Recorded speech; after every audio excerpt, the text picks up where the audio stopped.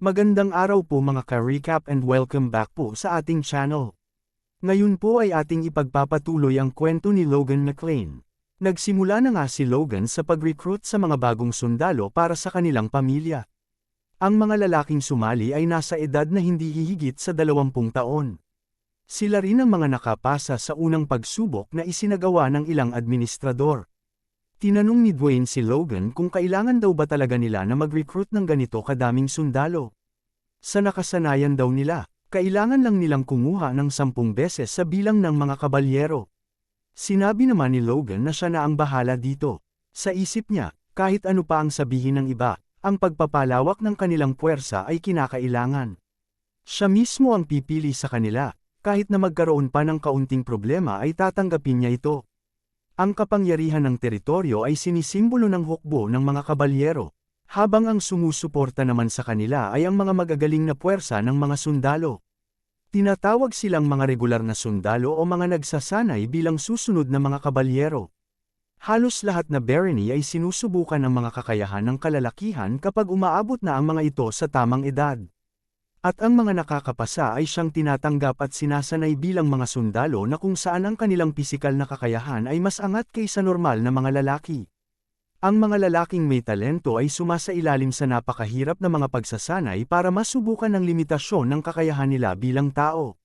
Ito ay nagre-resulta sa pagkaka-awaken ng kanilang force at nagiging mga knight.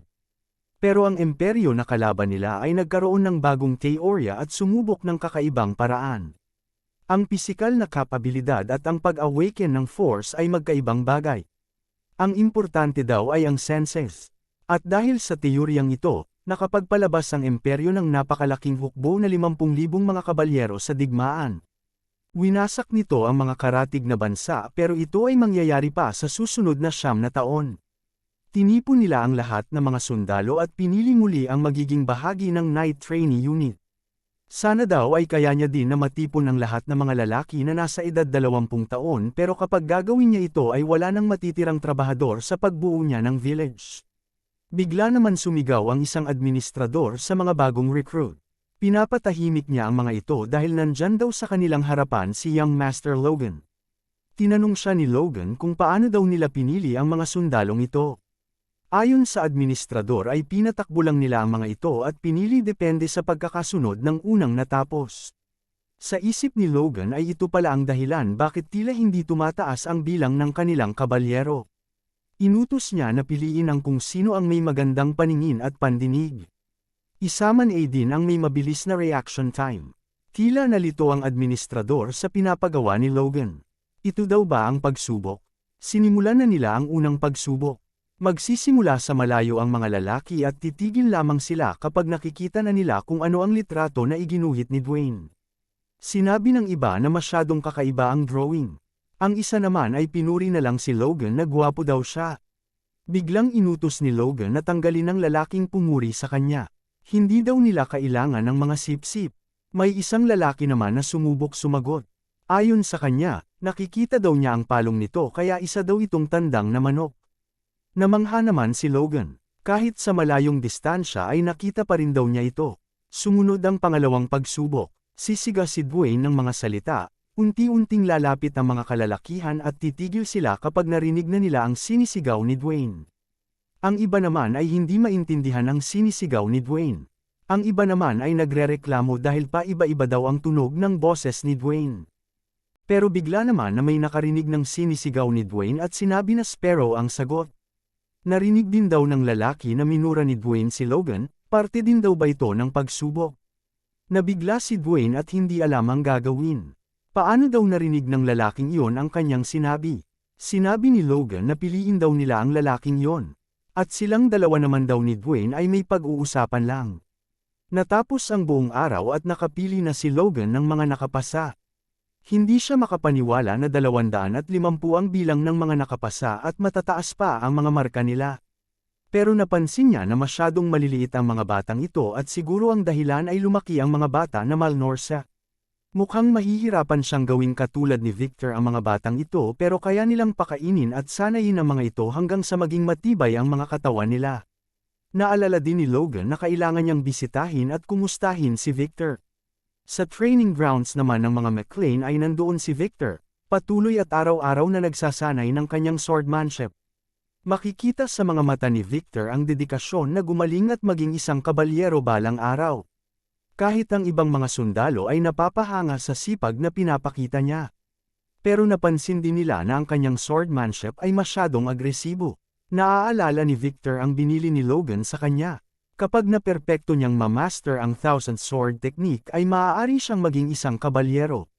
Pero ang pinakamahalaga ngayon ay ang ma-awaken niya ang kanyang force. Sa isip niya ay kailangan niyang maging isang kabalyero sa lalong madaling panahon. Hindi daw niya alam hanggang kailan kaya ni Logan na hintayin siya. Nasa tabi lang din ang kanyang kapatid na babae na naghihintay, biglang dumating si Logan at binati siya ng batang babae. Pero pinatahimik siya ni Logan dahil ayaw niyang maistorbo ang pagsasanay ni Victor. Sa isip ni Logan ay talaga nga na may talento si Victor. Ang batang 16 na taong gulang na isang taon pa lang nag-aaral ng swordmanship ay kaya nang panatilihin ang tamang stance kahit pamalawak na kinukumpas nito ang espada. Hindi lang ito, mas mataas ang momentum ng kanyang espada kapag malawak niya itong kinukumpas kumpara sa ibang sword technique. Mukhang angkop nga sa kanya ang kanyang palayaw na Noble Slayer kahit na nagbago na ang kanyang pag-uugali matapos niya itong kupkupin. Pero hindi niya daw mapeperpekto ang kanyang swordmanship kung mag-isa lang siyang nagsasanay. Kailangan niya ng ibang makakalaban. Tinawag ni Logan si Victor at agad naman niya itong napansin. Sinabi ni Logan na simula bukas, plano niyang umalis at pupuntahan ng mga sundalo sa test run para sanayin. Ang pagsasanay ay magsisimula sa taglamig. Niyaya niya si Victor na pumunta doon para magsanay. Napatigil si Victor at napaisip ng isasagot niya kay Logan. Bigla niyang tinanong si Logan kung pwede daw bang sumama si Rhea, ang kanyang nakakabatang kapatid sa kanya.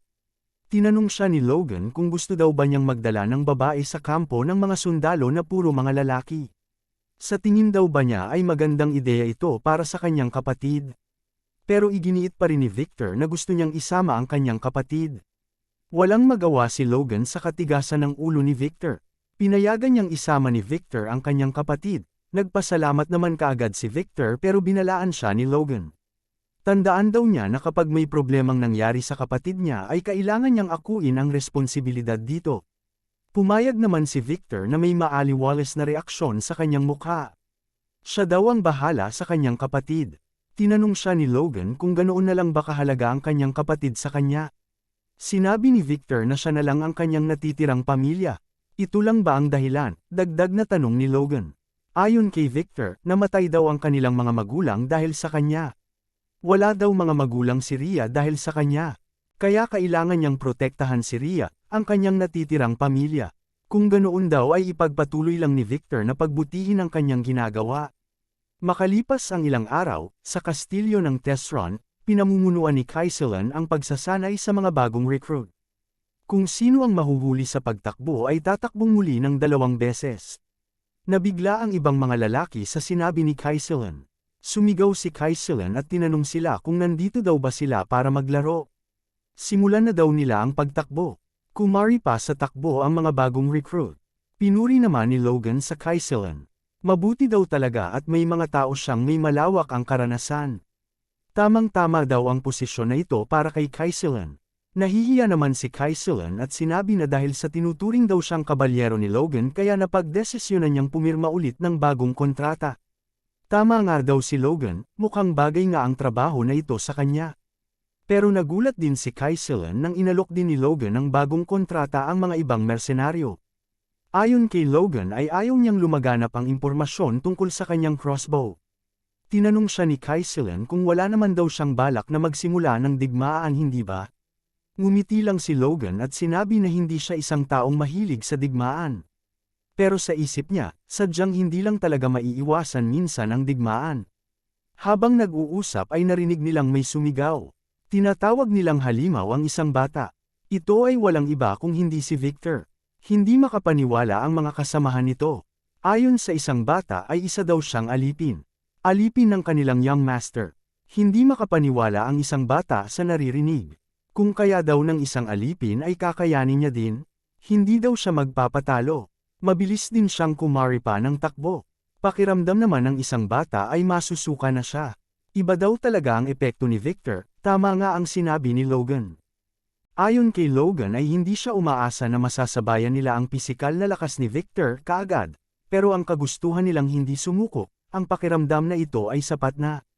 Si Victor ay tiyak na nag-a-absorb na ng force. Hindi magtatagal simula ngayon, mag-a-awaken na si Victor. At kapag nangyari ito, siya ang magiging pinakamalakas na motibasyon ng ibang mga bata. Pero kabaliktaran ng kanyang inaasahan, sa hindi malayong hinaharap, makakapas lang si Victor. Sino kaya ang tinutukoy ni Logan at kaya pa ba niya itong mapigilan? Alamin po natin mga ka-recap sa susunod na mga kabanata. Maraming salamat po sa panunood at sana po ay nagustuhan ninyo.